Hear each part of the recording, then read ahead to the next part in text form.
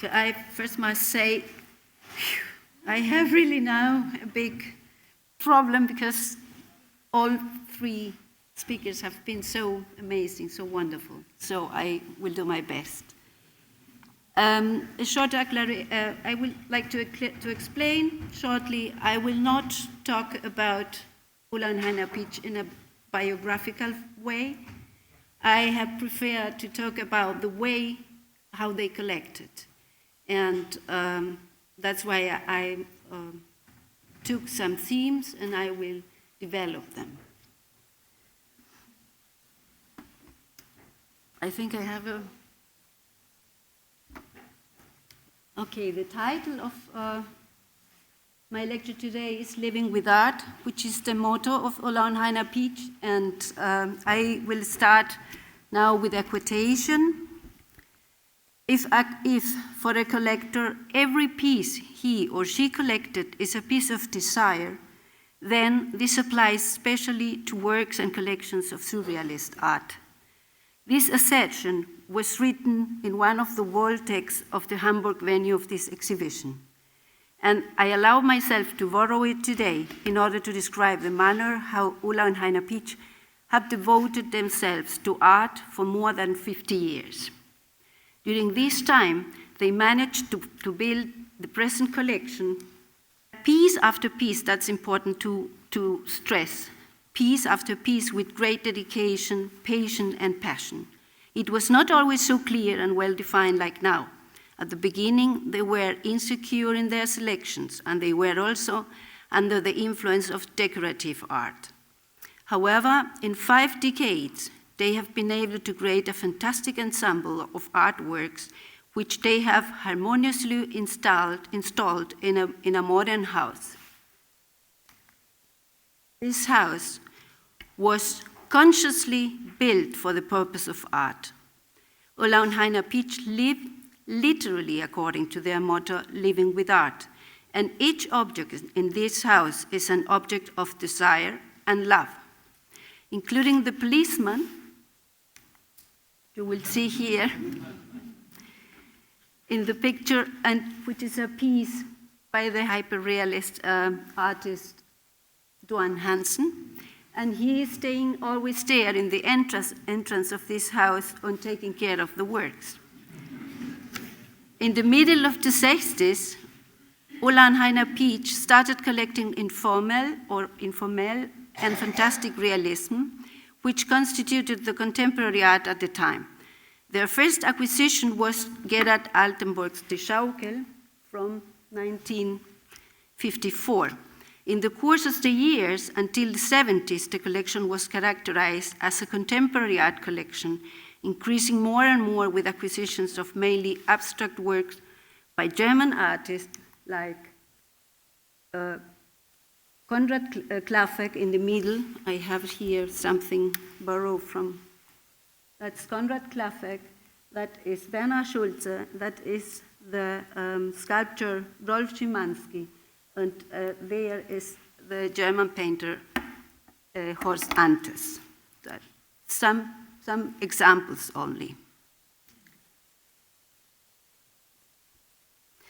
They also started acquiring other special things because they were for them very decorative, but now they look wonderful. They are now hanging in their house as a sort of, because the house is empty now, so they are hanging these works at the moment, and they look really wonderful.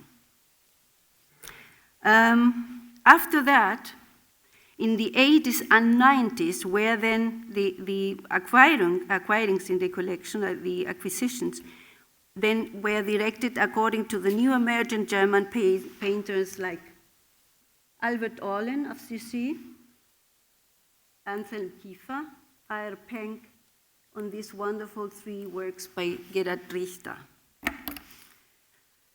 They were also buying works by other important international artists like Francis Bacon or Keith Haring.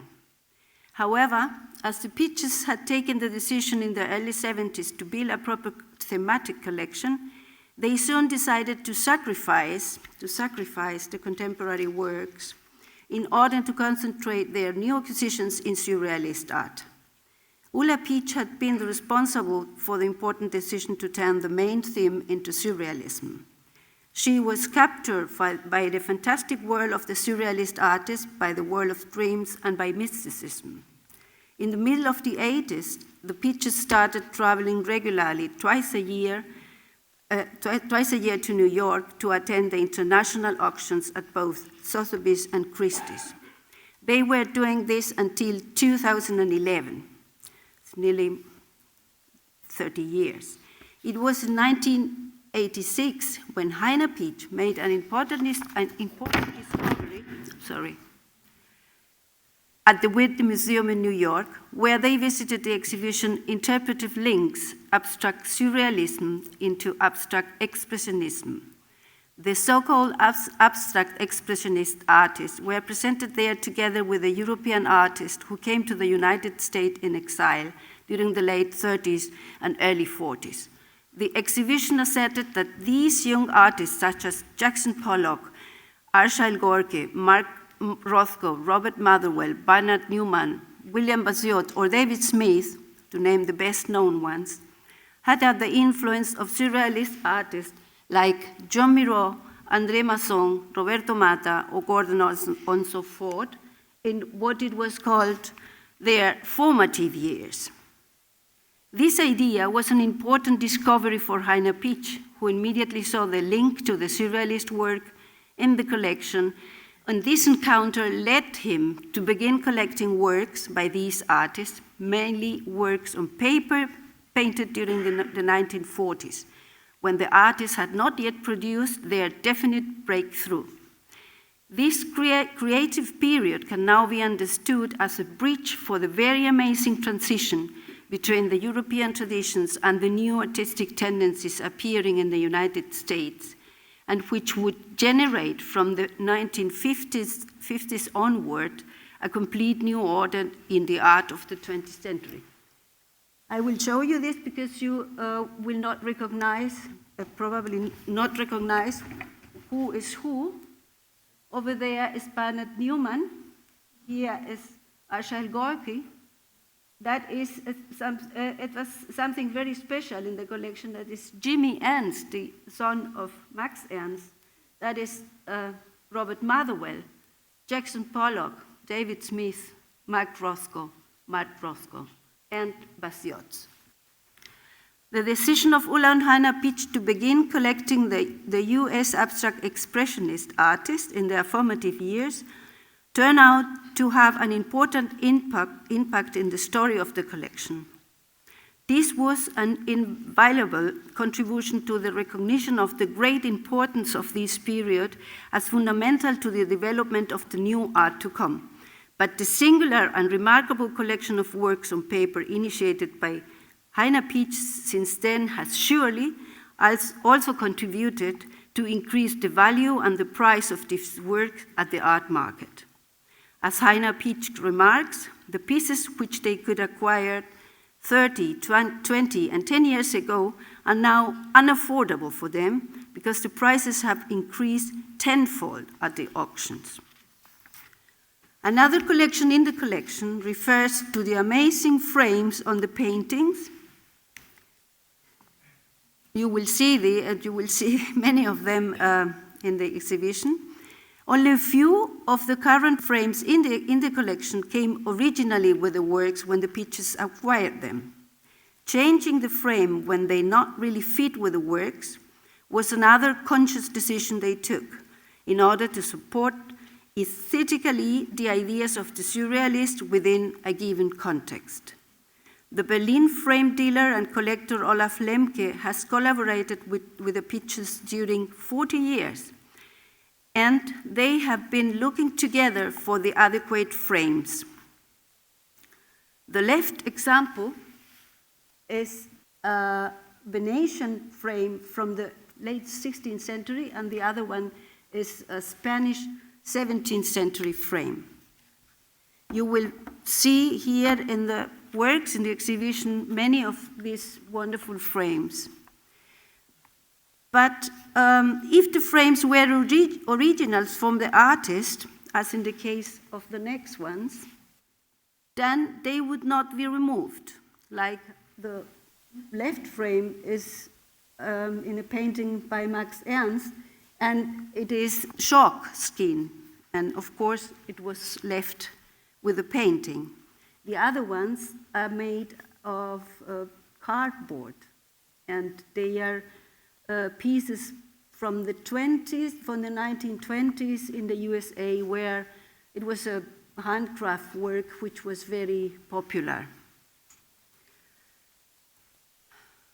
The most important to stress here is that the principle of this practice was always to do minimal interventions on the artworks. For them, it was important to support without changing the character of the piece. I didn't want to talk here about the collection of Ulla Pietzsch. She has decided to start collecting women artists, but I just want to mention it anyway because it's also a really wonderful collection. She has a piece by Frida Kahlo, but she also had Rebecca Horn or the amazing Israeli artist Yehudit Saspotas, and apart from the important ones, surrealist main artists like Dorothea Tanning or Finney and other you will see here in the exhibition. Okay, now I'm going to talk about Max Ernst because Max Ernst turned to be the pivot of the surrealist collection.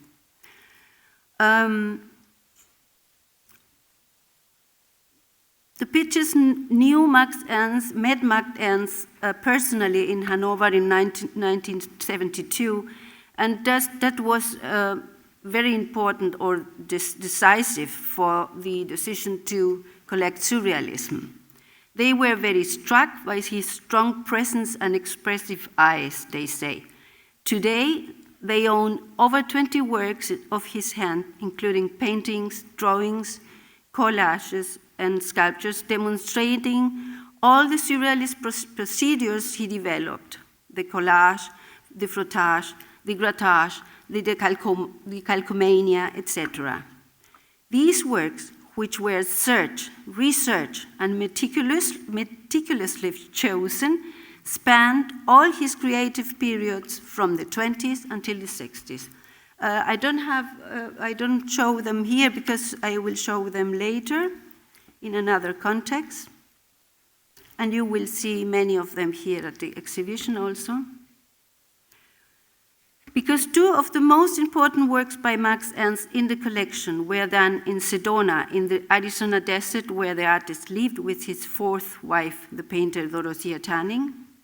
I would like to make a short detour for a better understanding of the Pietzsch's motivation and passion in building their collection. Max Ernst's long and productive career is characterized through a deep intellectual and aesthetic interest for the so-called primitives. Like André Breton, Max Ernst felt that the surrealist artist had to re-win the mystical and spiritual harmony with the nature, which had been lost during the development of Christianity, the construction of Western rationalism, and the emergence of further domination of the technique. Nature in all forms turned into an important leitmotif in his work. The aspect of the primitives, which Max Ernst recognized in himself, allowed him not only to live in harmony with the nature, but it also helped him to investigate all its enigmas and mysteries in order to possess its creative forces. Perhaps this was one of the most important motivations to move to Sedona. In this photography by Hermann Landshoff, we can see the group of the exiled surrealist artists in 1942 who used to meet at the so-called Guggenheim Triplex in New York. You can see also Max Ernst's collection of primitive art, principally masks, totems, and Kachina dolls. He collected these during his first few months in the United States when he immigrated in 1941. In the next photograph, taken by James Strauss-Sobe in the spring of 1942, we see Max Ernst on the terrace of the Guggenheim triplex, surrounded by his Kachina dolls collection. As we learned from his son and artist, Jimmy Ernst, Max had acquired these dolls 1 year before during a return trip from the West Coast. On the photograph, you can see a Kachina doll, and here it is in color. You can see this Kachina doll, which is now part of the Pietzsch collection. Jimmy Ernst remembers the acquisition of these dolls as follows. At a tourist shop in Grand Canyon, we were suddenly surrounded by a flood of all Sunni and Hopi Kachinas. Max acquired immediately nearly all Kachinas for $5 apiece and $7 for the big Sunni dolls. In the next photograph by Arnold Newman, it's a wonderful, very well-known photograph, we see Max Ernst with this amazing Kachina doll, which he had in his possession for the rest of his life. Ulla and Heiner Pietzsch acquired this Sunni Eagles dancer Kachina from a Californian art dealer in 2003, but of course they paid a little more than $7 for it. You can imagine. In the same year, the Pietzsch'es also acquired the photograph, which is now part of another important, magnificent collection in the collection, which is our vintage photographs showing nearly all artists represented in the collection. If you know this house of Ulla and Heiner Pietzsch, it is really amazing to come into it and to see on the right part and at the entrance you will see the surrealist artist. On the left you will see the American abstract expressionist. But back to Arizona. Max Ernst and Dorothea Tanning, who had acquired a piece of land in Sedona. Here is a wonderful photograph made by Lee Miller, I suppose. Or not, Anthony? It's a photo by Lee? I don't think it is. Because It's the same period. it's the same period. No, because he was with this, but I just wanted to show this amazing place. As we see them here, they lived there from 1946 until 1953. These years are embossed by an intensive confrontation with both the landscape and the world of the native Indians. The Indian culture exerted a special fascination on the artist, so we can understand better his urge to buy objects of the primitive art. As you may know, several members of the surrealist group were themselves active collectors of primitive art. André Breton had published already in 1927 an illustration of a Kachina doll in the October issue of La Révolution Surréaliste. You will see in this exhibition a wonderful example of a Kachina doll, which is now in the collection of Roland Penrose. The general designation for Kachina, correctly really Katsina, is related to supernatural or holy spiritual beings which represent spirits of nature and of the ancestors for the Hopi, Sunni, and other Pueblo Indians in the southwest of North America. Primitive art was also present in the exhibitions organized by the surrealists. In the following two pictures, we can see a poster and a showcase of the famous exhibition of surrealist objects at the Galerie Charles Raton in 1936. Most of the exposed objects were loans of the surrealist artist. Max Ernst, as an active member of the surrealist group in Paris, had of course participated in all these activities. Being now surrounded by nature and the living near the cosmovision of Indian culture in Sedona must have been a magical experience for him. And we can, of course, better understand how he was inspired in his creative processes during this time.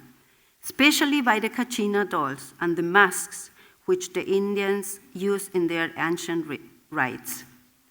This inspiration and influence was expressed in many paintings, drawings, and sculptures and other objects. As I said before, at least 2 of these creations are now in the Pietzsch collection.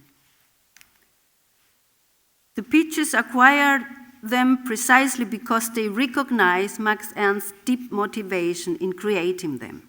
In the painting, Jeune homme intrigué par les vols de mouches non écludien, very long title, Max Ernst had used in 1942 in New York an oscillation technique which he had developed in order to drip the paint on the canvas.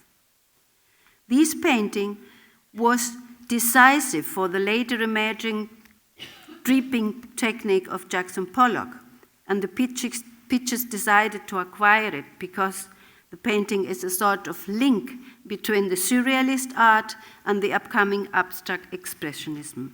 For the collection is of course, very, very important because it's also a link, a bridge between the 2 collections. But the relation to Sedona lies in the mask, which the artist added to the painting in 1947. The expressive mask is without doubt inspired by the mask used by the Hopi and Zuni and their ritual dances, which Max Ernst and his guests used to attend to when the season's fest took place in the pueblos. The similarity of the mouth of this mask, it's really striking with the so-called eater Kachina, which you see there. I mean, the Kachinas, they also have a corresponding mask always. And this man-eater Kachina is the name. You see example of one Kachina in a collection of a German artist. And the other one is the mask, of course. There is a man who is dancing with this mask. I mean that this similarity is striking. But also the eyes of the painted mask must have been inspired by his own mask. Here we see Max Ernst himself wearing it in a photograph taken by Lee Miller. And the photograph below should have been Roland Penrose. And because Lee Miller is in the photograph.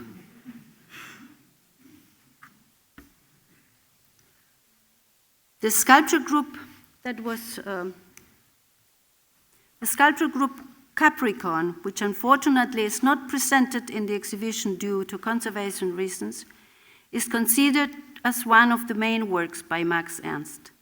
He first molded this monumental sculpture group in the garden of his Sedona house, called Capricorn Hill, in 1947-48, using day-life objects as the milk bottles and the X-box for the scepter,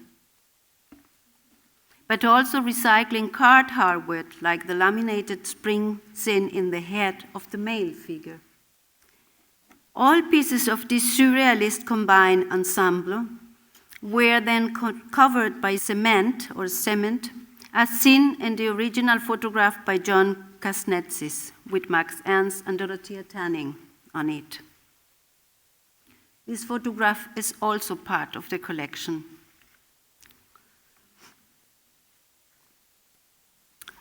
The sculpture group was characterized as a family portrait, a king and a queen.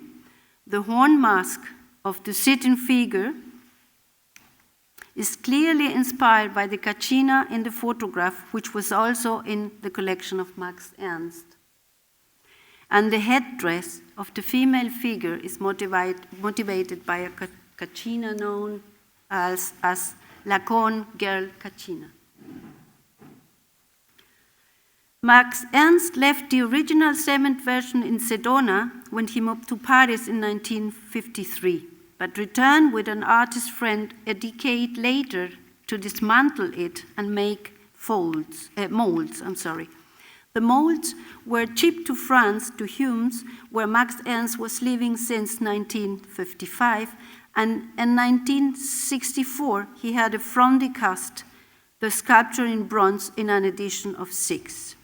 In the process of creating the final bronze, show them. These are the pieces, the rest of what you have seen in the photograph. In the final process of making the bronze cast, Max Ernst did also a plaster cast. And the amazing thing is, they stayed in the foundry in France, but some years later, in the year 72, Max Ernst gave this, or told the National Gallery in Berlin they authorized them to pick up these pieces, and he donated them to the National Gallery. These pieces came to Berlin in 1973. They were isolated plaster pieces, but they were assembled together, and they were presented at the new National Gallery for the first time later in the autumn the same year. I just want to stress here that this piece, or this sculpture group, is one of the most important works for the National Gallery, and it is a central work in the German history of art. And it is for the National Gallery very important to have it. And to close here, that is on the left you see the plaster, which was assembled together. And after that, in the year 1979, Max Ernst gave the National Gallery also one of the bronze casts of one later cast. So the National Gallery has the plaster and the bronze. The cement pieces stayed in the United States in the possession of Max Ernst's son Jimmy and his wife Dallas. In 1988, when Jimmy Ernst had already passed away, Ulla and Heiner Pietzsch happened to meet his widow Dallas and asked her to sell them the original Capricorn pieces. She agreed, and so came the original Capricorn pieces into the Pietzsch collection and to Berlin.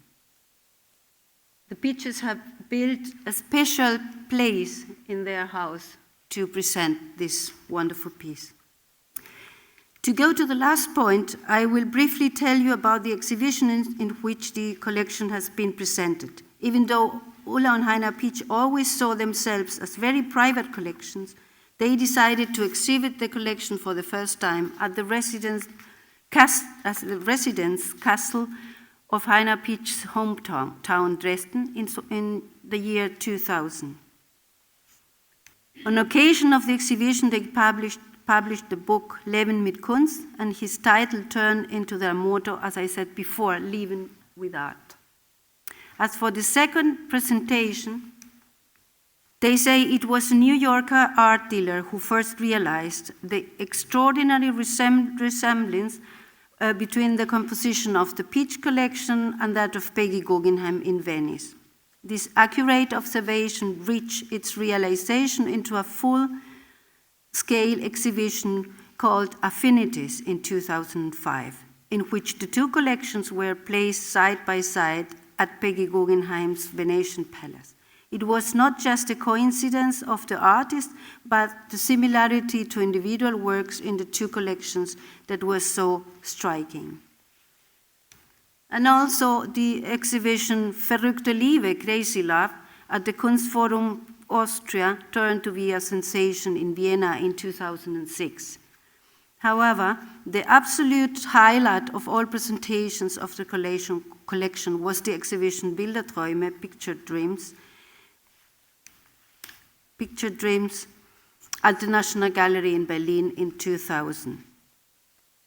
Presenting a convolute of 180 works of the surrealism, of the abstract expressionism, and some other important works of the contemporary collection, more than 70 vintage portrait photographs, and a dozen of original surrealist literature pieces.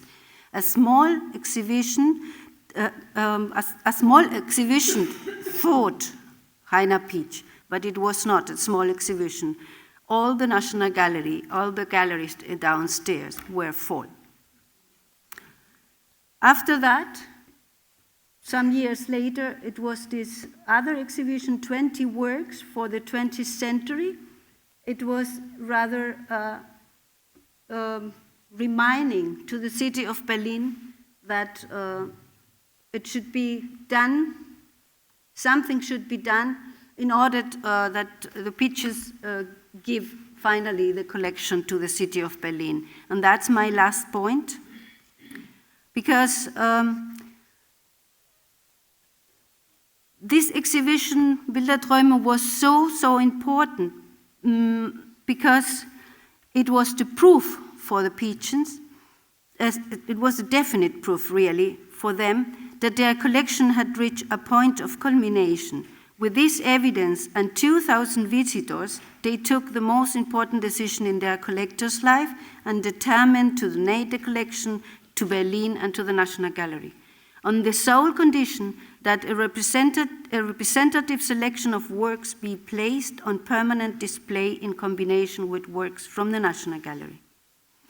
At this point, I would like to stress that for Ulla and Heiner Pietzsch, who have no children, the most important reason to donate the collection was the deeper wish to preserve their life work together, so to say, to preserve their children, so as they feel for this, that's the feeling of them for these works.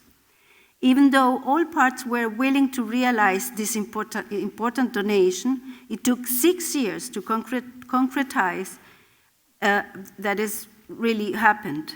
In December 2010, when the contract between the city and Ulla and Heiner Pietzsch was signed, it still remained unclear exactly where the collection will be hosted. The new National Gallery in Berlin had already enormous difficulties showing its own collection. For this reason, the donation was also anchored to the condition that Berlin and the Prussian Cultural Heritage Foundation must build a museum for the 20th century art. Besides, the works would only finally belong to the city once the couple has left their home in Berlin and when one of them dies or when the house is too big for them. After years of controversy, the conditions of Ulla and Heiner Pietzsch could be finally lifted and the donation could definitely be sealed. Back in November 2014, Germany's parliament put aside 200 million euros for the Prussian Cultural Heritage Foundation so that the new, much-needed building for 20th century art could be at last be built at the right place at the Cultural Forum in the historical center of Berlin, near Potsdamer Platz. That's the National Gallery, the new National Gallery, and the new National Gallery is seen here, and that is the place chosen to build the building. It's a big place. All these places called Cultural Forum.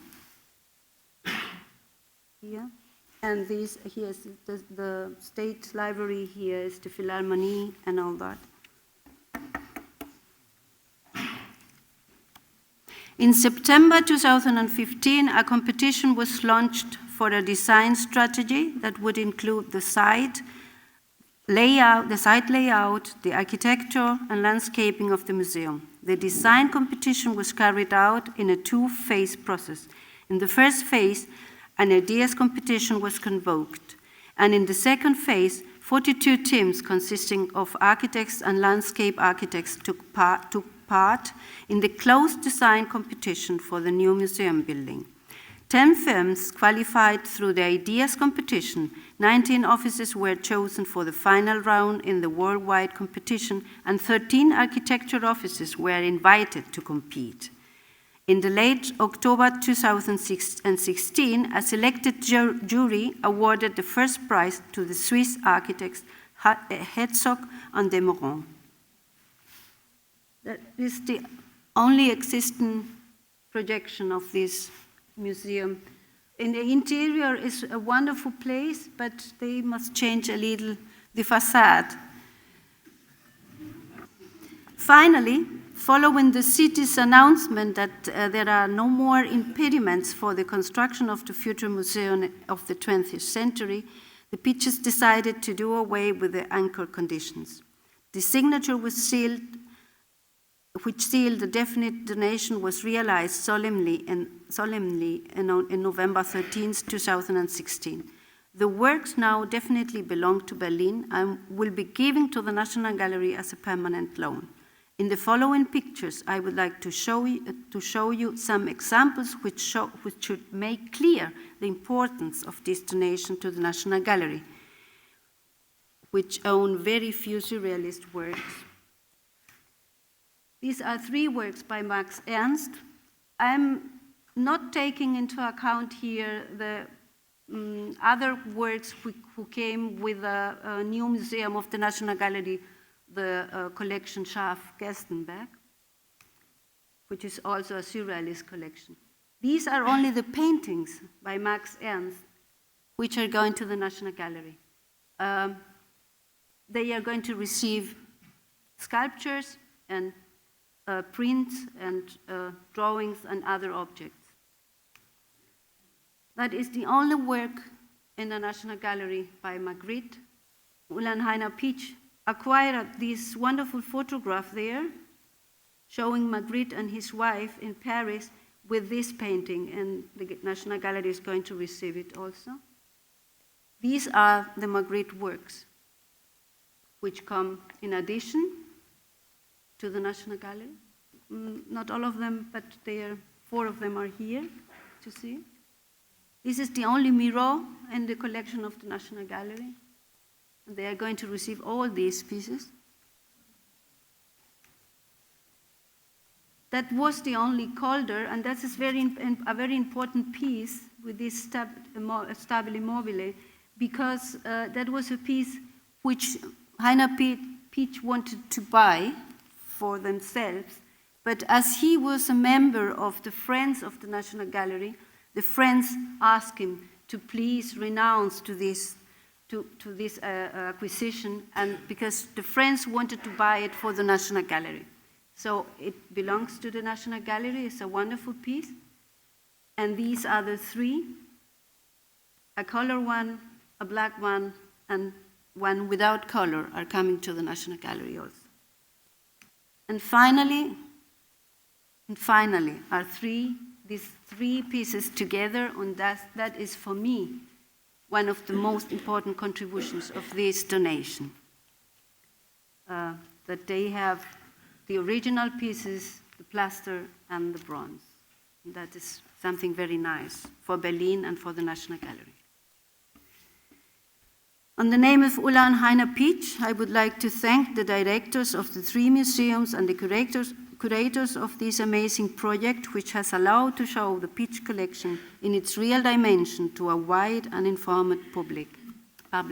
Thank you very much.